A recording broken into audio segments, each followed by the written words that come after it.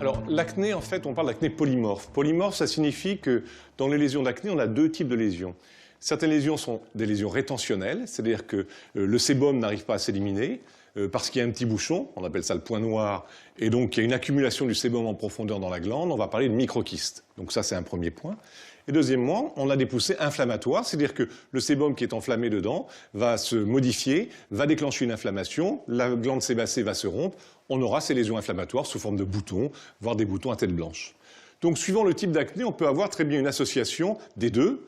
Et dans les formes les plus importantes, effectivement, on aura beaucoup de microkystes, beaucoup de points noirs et des lésions inflammatoires. Au niveau du traitement, bien, il va falloir traiter les deux.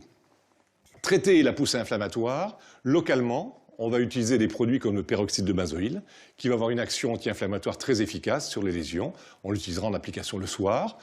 On évitera l'utilisation des antibiotiques localement, parce qu'on sait qu'on peut développer des résistances à ces antibiotiques. Sur les lésions rétentionnelles, il faut éliminer le bouchon qui gêne l'élimination du sébum, donc il faudra le faire sauter, avec des produits qui obligatoirement vont être agressifs. On commencera par des produits peu agressifs, les acides de fruits et surtout le LHA, qui est mieux toléré et plus efficace. Quand ces acides de fruits ne seront pas suffisants et sont bien tolérés, on passera à l'étape au-dessus, c'est-à-dire aux médicaments. Donc c'est tous les dérivés de la vitamine A acide, donc les isotrétinoïnes, qui vont avoir une action de décapage, donc être obligatoirement un petit peu irritant.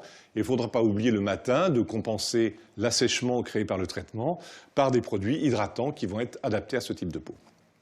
Quand parfois les lésions inflammatoires sont très importantes, on peut être amené à prescrire un médicament par voie générale. Alors ce sont des antibiotiques, les cyclines, mais qui ont un effet anti-inflammatoire. C'est comme ça qu'on va l'utiliser. On les utilisera par voie orale, c'est un traitement qu'on prendra plutôt le soir.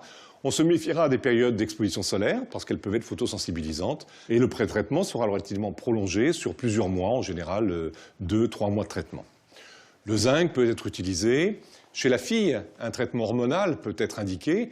Certaines pilules, en fait, ont un effet, sont des traitements d'acné qui sont également contraceptifs, mais qui ont un effet qui permettront de résoudre facilement ces problèmes-là.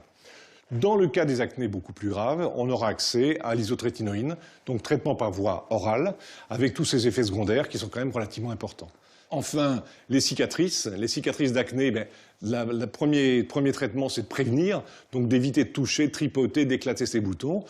On pourra maintenant, quand elles persistent après l'évolution de l'acné, avoir recours à certains traitements tels que les lasers qui permettront de bien les estomper.